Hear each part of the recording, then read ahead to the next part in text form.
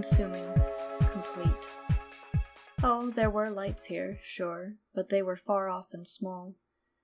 They flecked the surface in pinpoints, from its point of view, looking like stars in a child's drawing of the night. Only these pinpricks were colder than stars, duller, more stupid. They were far too small besides, or too far off to be of any interest to the darkness. Still, it watched them. Things writhed, horrendous creatures slithering and flapping and squelching as they screeched. It was all so tiring. As the darkness watched, a pinprick flickered, and then it grew. Ah, pain. Incredible, wonderful pain. And it was coming closer. The writhing horrors became louder, more active. They began pushing.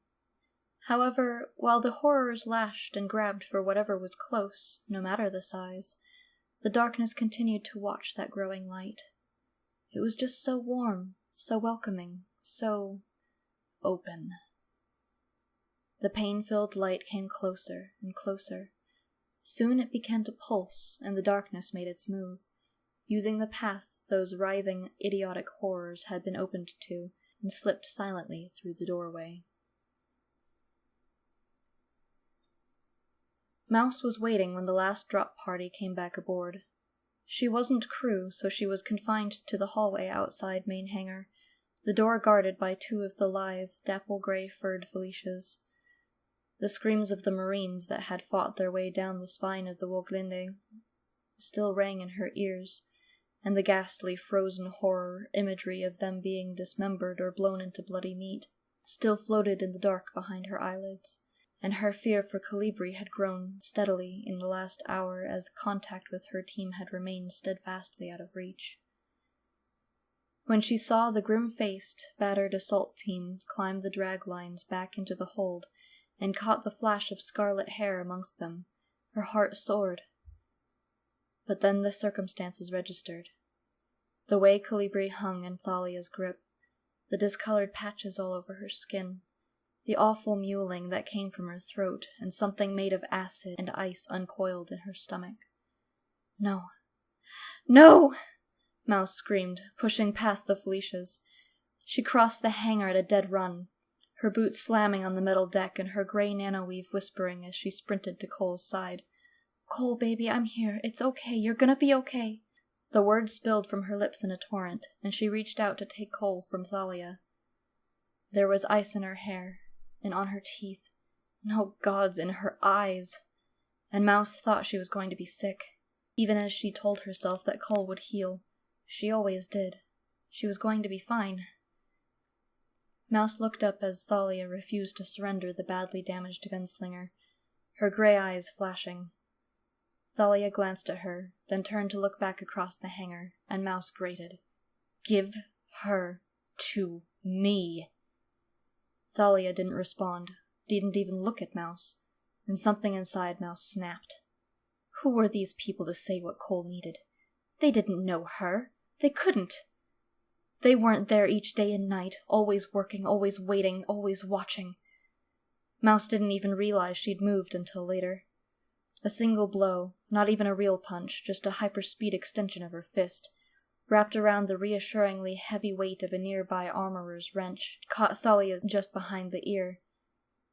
She staggered, as much out of surprise as pain, and she dropped Cole right into Mouse's waiting embrace. Thalia moved, bringing back an arm, and something writhed under her skin as if trying to break free, but a hand on her shoulder stopped the taller woman, and the captain squeezed Thalia's upraised arm gently as she shook her head. Mouse didn't watch the interplay, having no time for anything that wasn't Calibri. Gathering her up, Mouse vanished back across the hangar, and only someone who had seen her move in haste before could have said that she was faster now than she had ever been, as she crossed that vast, empty space, and disappeared down the corridor, heading for her cabin. Light.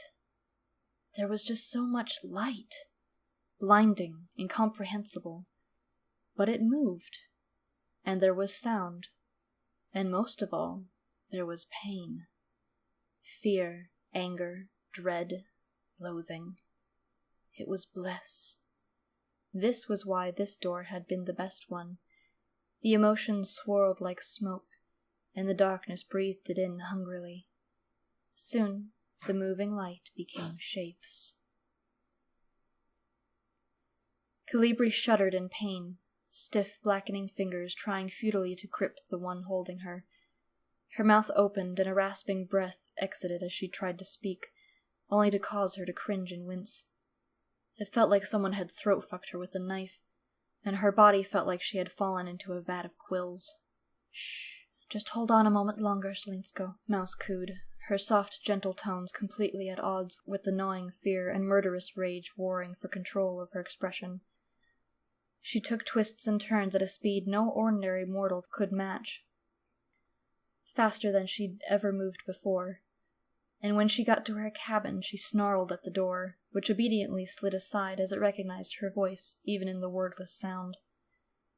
Inside the warm dimness of her room, Mouse crossed straight to the bed and lay Calibri down on the covers. She needed to get the icy clothes off of Cole before her regeneration kicked in and bonded them to Cole's body. It had happened before. Drawing a slender blade from a sheath on her thigh, Mouse didn't fool around with buckles or knots. She cut away the fastenings of everything but Calibri's coat, the laces to her corset and her boots, the belt of her shorts, even the wrist clasp of her gloves, and simply peeled everything off of her and threw it aside, uncaring about the damage. Stepping hurriedly out of her own frosted-over armor, Mouse sat down on the bed with her shoulder blades pressed up against the wall, and drew Calibri to her, pressing Cole's back to her chest, and wrapping herself around the frostbitten woman, drawing another pained sound from her frozen throat as her decompression-bruised muscles were jostled. Mouse knew Cole would be screaming in agony if she could by now, but she also knew that Cole wasn't going to die, so her incredible healing wouldn't tick over without Cole pushing herself into it. "Cole, baby, I know it's hard to think right now," Mouse started, "but you gotta remember that you can fix this. You gotta push yourself a little, 'kay? I know it's scary and difficult, but it's the only way you're gonna feel better, and I don't want to have to push for you."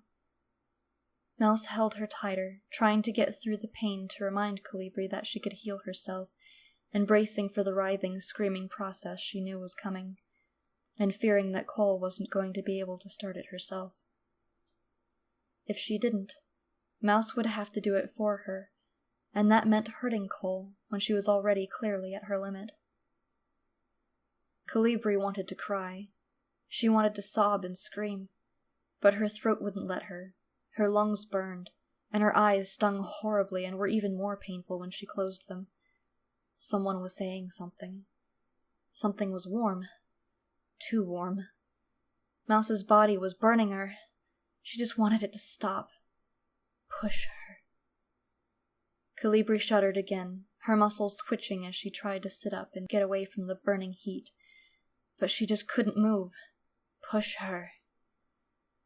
The idea bubbled up from the base of Mouse's mind, somewhere in the recesses of the folds of thought. But it was clear, and seemed to coincide with the others surrounding it. Mouse tensed, unsure, and her grip on Calibri tightened as the other woman flopped like a landed fish. She didn't want to hurt Cole. Maybe she'd listen if Mouse just talked a little more. It would be okay. She was always okay. But as she looked at the blackened tips of Cole's fingers and toes, Mouse knew that this time it wasn't going to be all right. Cole could do a lot of things, but regrowing extremities wasn't one of them, and if Mouse didn't do something right now, Cole was going to start losing pieces of herself. Mouse racked her brain. The stardust, she thought suddenly. It was a stimulant, and the shock to Cole's system in the state she was in would force the regen to start. Push her! Mouse was reaching for the little white patches in her top drawer when she paused, considering. Then, slowly, she lowered her hand. No, that wasn't the answer. Why give her more of the drug that was slowly killing her? Pain would suffice. It wasn't like she was going to suffer it for long anyway, Mouse reasoned. She'd heal whatever Mouse did to her only a few seconds after she did it, and then go right on healing until she was whole and healthy once more. She didn't need to use the stardust. She just needed to hurt Colibri a bit. For the barest of fleeting instants, Mouse's lips curled up into a smile, pleased with her reasoning. This was a better way, she knew, now that she'd actually stopped and thought instead of reacting like she always did. Colibri would understand, even if she realized what Mouse had done. Steeling herself, her grip on Colibri almost painfully tight with one arm and both thighs, Mouse reached over the edge of the bed and found her armor by touch, feeling around until her fingers passed over the solid black cylinder of a compact Neurolash baton. Mouse thumbed it open, and there was a low, ominous hum as it came to life, its last 5 centimeters glowing faintly as the tool of torture, brutality, and self-defense came to life. Mouse raised it, admiring its blue-green glow in the dimness as she brought it over Colibri. Then, clenching her muscles tightly in preparation for the first touch of the baton to Calibri's skin, and mouthing the command that turned on the room's sonic privacy field, Mouse brought it down and pressed the baton's tip hard against Calibri's navel. Colibri screamed in agony, body jolting and spasming. Suddenly, everything went still. Cole was limp, eyes unseeing, her chest unmoving. Then, eyes fluttered, chest heaved, lungs filling sharply with air. Her body rolled like a wave in the ocean, her arms sliding up to cling to one another, her knees lifting, thighs brushing, her head tilting back as she let loose a lusty moan, still raspy from the damage the vacuum of space had done. Pleasure flowed through her body as it repaired itself, but the pain still remained. She still burned with every movement, skin stung with every shift, lungs felt as if they were on fire and sending daggers through her throat with each uncontrollable moan. Her body itched and twinged as it stitched itself back together, even while her brain was hit again and again with pleasure. It was infuriating. Tears streamed down her face in her frustration and anger, hatred filling her, though she had no idea who to direct it towards. Even through this, somewhere, something deep within Mouse made the silver-haired woman smile. It was a chilling little smile, a smile of satisfaction and something else. Victory? Pleasure?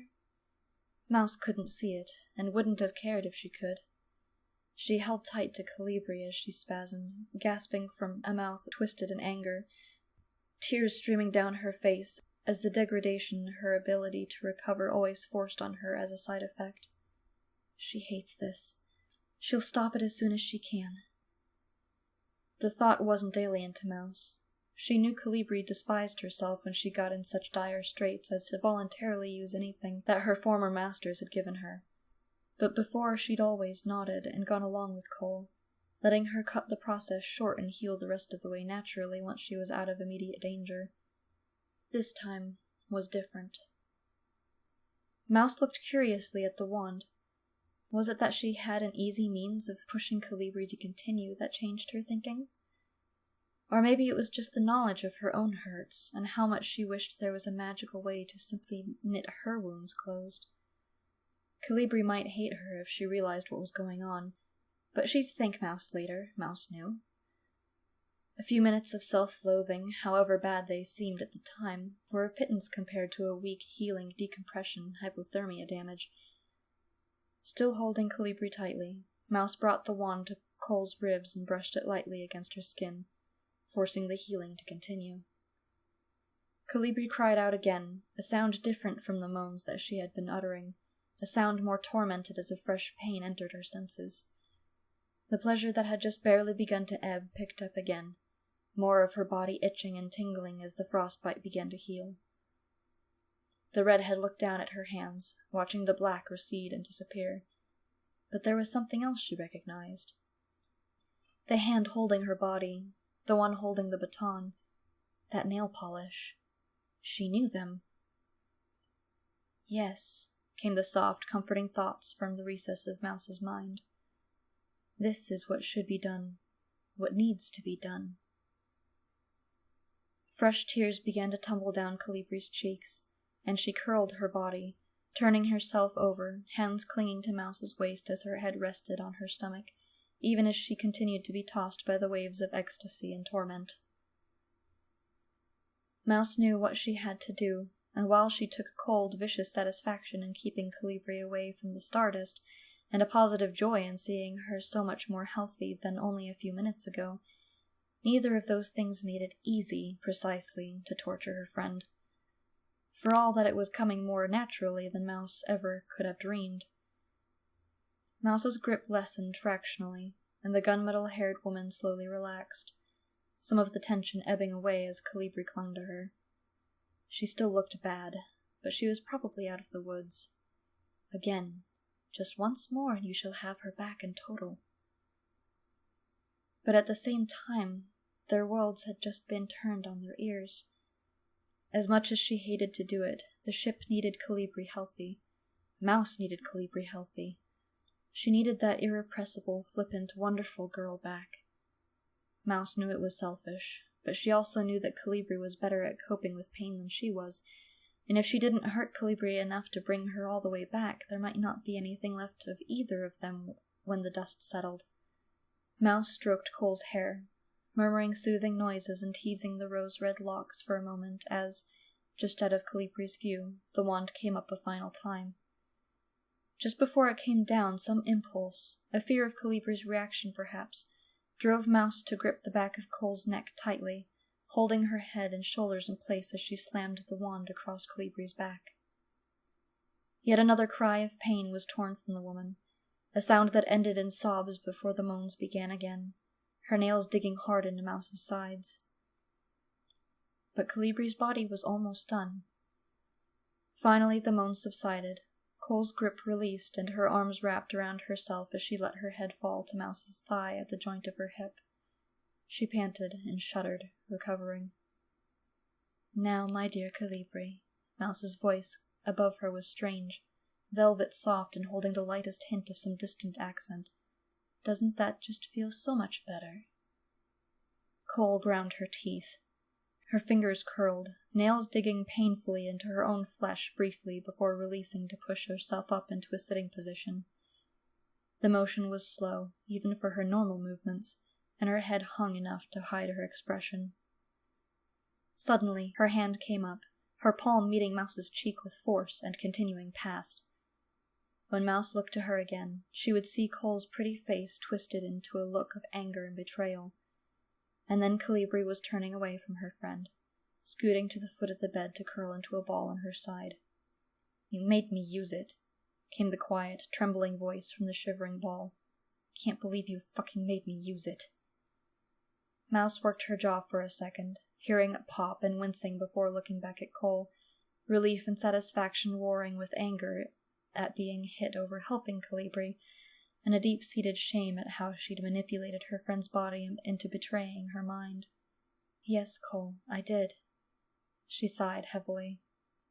Her steely hair brushed her shoulders with a curiously sensuous feeling, and without even realizing, she'd begun twirling the now quiescent baton, the slender cylinder of the hilt gliding as easily between her fingers as the oiled bullets she normally practiced with, now that the baton's length was retracted. Crossing her legs, Mouse brushed her hair out of her face with her free hand and sighed again. "I know you hate it, Solinshko. I really do. But you couldn't see yourself. You were going to lose your fingers. You couldn't speak, honey. Your eyes were frozen." She shook her head slowly, and Calibri could see the resigned expression on her face in the mirror opposite the bed. "I couldn't leave you like that. Not when we don't know if you could heal all of that damage. So I did what needed to be done." She paused for a moment, then gingerly leaned forward to touch Calibri's shoulder with 2 fingers as she said, "You know I wouldn't have done it if you didn't need it, Calibri." The ball that was Calibri tightened. "Yeah," she said after a moment, her voice still quiet, though not quite as shaky. "I know." There was a pause, a moment of tension before. "But you didn't have to go that far." Calibri's hand tightened around the throw blanket Mouse had comforted her with not too long ago, and she pulled it over herself with a sort of finality that stated whatever conversation they were having was now over. Mouse sighed and stood up, unfolding gracefully. She padded over to the dresser and pulled out a pair of figure-hugging black pants of some stretchy synthetic material, and a tight gray t-shirt, and pulled both on, then buckled a gun belt across her slender hips. The stun baton went into a small sheath, and a 7.5mm automatic clipped to the holster frogs. As she put herself back together, she opined, "Why don't you at least get comfortable? No need to curl up into a ball at the foot of the bed when there's a perfectly good pillow and sheet."